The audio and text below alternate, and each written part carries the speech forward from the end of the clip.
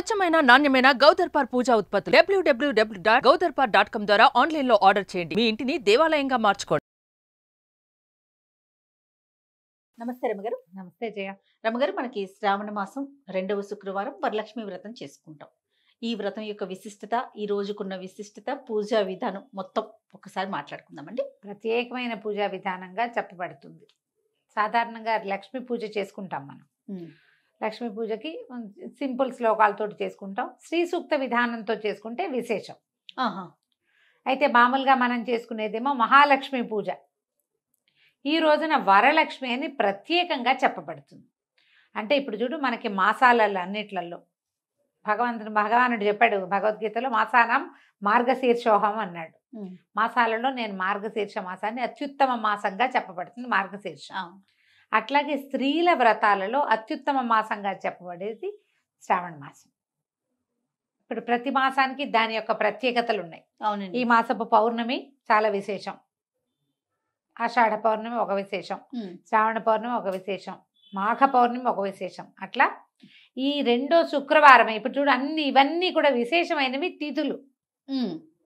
ఏకాదశి తిథి అవునండి ప్రత్యేకం. కృష్ణాష్టమి చేసుకుంటాం, అష్టమి తిథి విశేషము. వినాయక చవితి తిథి విశేషం.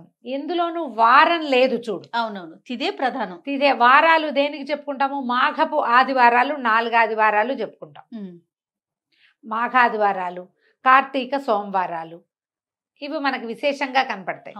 అట్లాగే శ్రావణ శుక్రవారాలు కూడా అలాంటి విశేషమైనవే రోజులుగా చెప్తారు.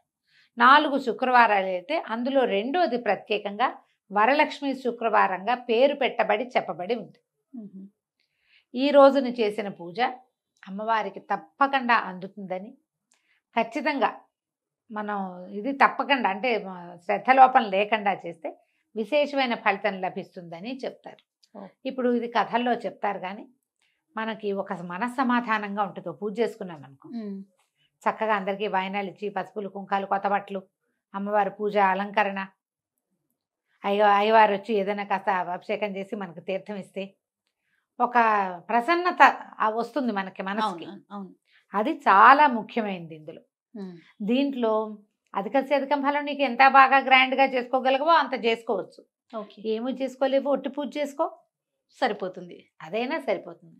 ఇది ప్రత్యేకంగా ఒక కథలో చెప్పబడింది కాబట్టి ఈ శుక్రవారం విశేషంగా చెప్తారు. ఈ వరలక్ష్మి శుక్రవారానికి ఒక చిన్న కథే, శుక్రవారపు గాథ చాలా చిన్నది. ఏం చెప్తారు? చారుమతి దేవి అని ఒక స్త్రీ, బ్రాహ్మణ స్త్రీ. ఆవిడ అత్తమామల్ని ఎంతో బాగా చూసుకునేది, భర్తతో అన్యోన్యంగా ఉండేది, ఇంటికి వచ్చిన అతిథి అభ్యాగతుల్ని చూసేది. చాలా చక్కటి గుణవంతురాలైన హౌస్ వైఫ్ అనుకుందాం, గృహిణి.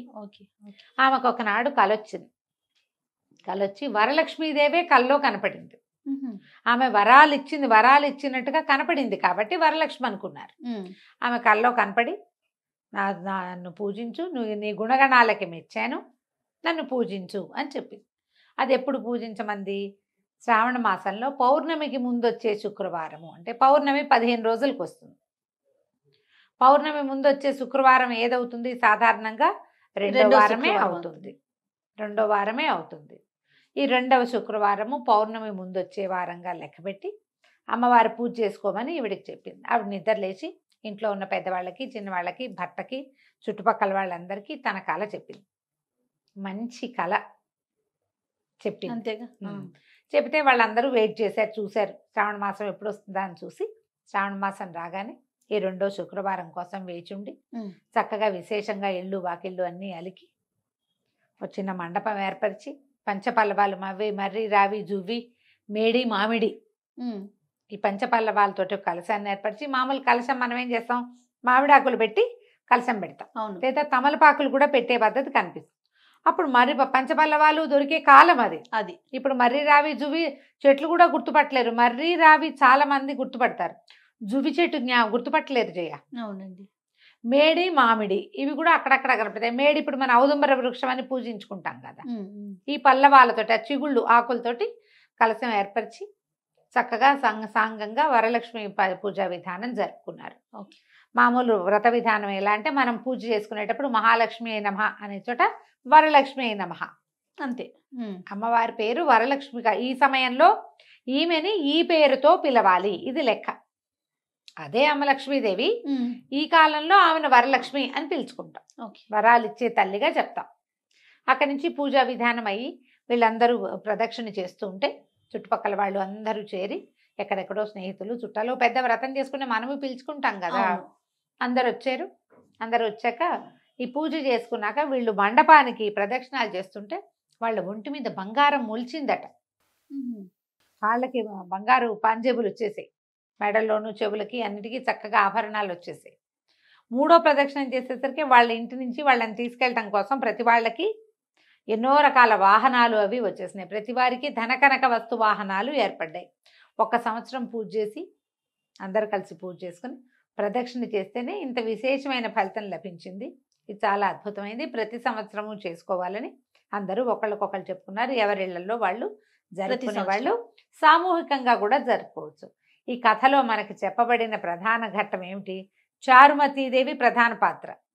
ఈమె గుణవంతురాలు, అత్తామామని బాగా చూసుకుంటుంది. ఫస్ట్ పాయింట్ అది. భర్తతోటి అన్యోన్యంగా ఉంది, ఇంటి బాధకి బాగా చక్కగా చూసుకునేది, అతిథి అభ్యాగతిని చూసుకునేది. ఇలా ఉన్న వాళ్ళకి అబండెన్స్ దానంతట అదే వస్తుంది. లక్ష్మీదేవి తనంతట తను వస్తుంది అంతే. కష్టమో నిష్ఠూరమో నీకు ఇంత ఉంది సంపద, దానికి సరిపడా ఇంతే ఉంది, దీనికి సరిపడా. ఎవరితోటైనా బాగా ఉండటానికి, ఎవరినైనా బాగా చూసుకోవడానికి కోట్లక్కర్లేదు, మనసుంటే చాలు. లోపల ఉండాలి గుండె పదిలంగా. ఇది చక్కగా చూసుకుంటే, ఇతరులతోటి బాగుంటే, మానవ ఇప్పుడు వీళ్ళతో పూజ ఉంది, ఎంతమందినో పిలిచింది ఆవిడ. మా పూజ మేము చేసుకుంటాం అనకుండా ఆవిడ కల వచ్చింది, అలా వరలక్ష్మీదేవి వచ్చింది, బోల్డని ఇచ్చేస్తుందని నమ్మి ఇవన్నీ ఎవరికైనా పోకూడదని తమే చేసుకున్నారనుకో, అది వేరే కథ. ఇప్పుడు ఈవిడేం చేసింది, ఎంతమందినో పిలిచింది అంటే అందరికీ అభివృద్ధి కావాలని కోరుకుంటోంది కదా. మంచి మనసు అది ఉంటే యూనివర్స్ మిమ్మల్ని చూస్తుంది. లక్ష్మీదేవి మనని కాచి కాపాడాలంటే నాకే ఉండాలని కోరుకుంటే నీతోటే ఉండదు, అందరికీ ఉండాలి మనతో పాటు.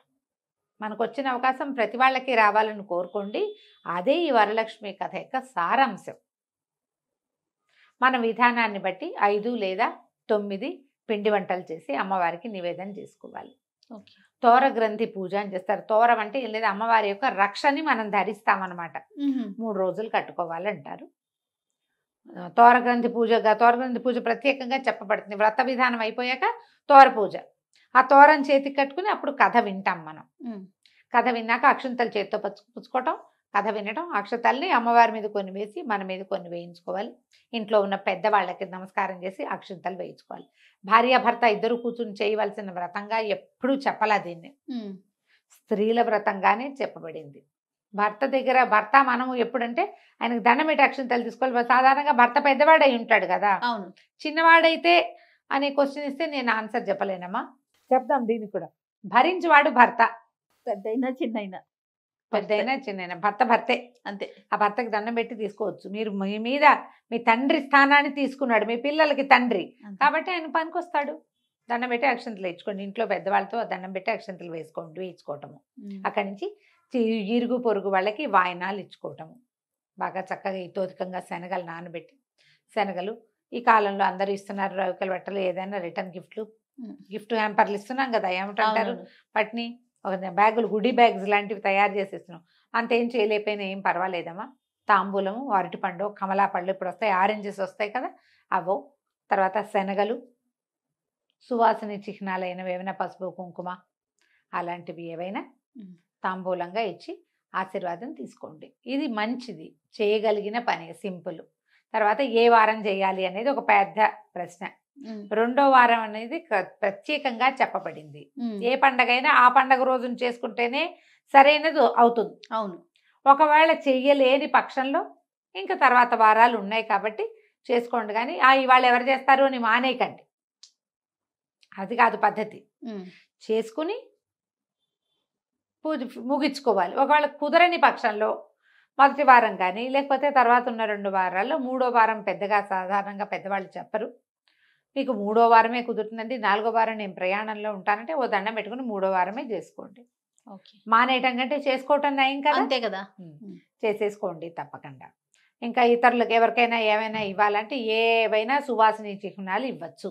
ఓకే. సువాసిని సంబంధిత వస్తువులు పసుపులు, కుంకాలు, గోరింటాకు, బొట్లు, కాటికలు, హ్యాండ్ బ్యాగులు, చీరలు అలాంటివి ఏవైనా మన ఇష్టం. మీ ఓపికను బట్టి అమ్మవారికి సమర్పించవచ్చు. అమ్మ లక్ష్మీదేవికి శనగపిండి ఇష్టం, శనగ ఇష్టం అంటారు, ఆమె ఇష్టమైన వస్తువు.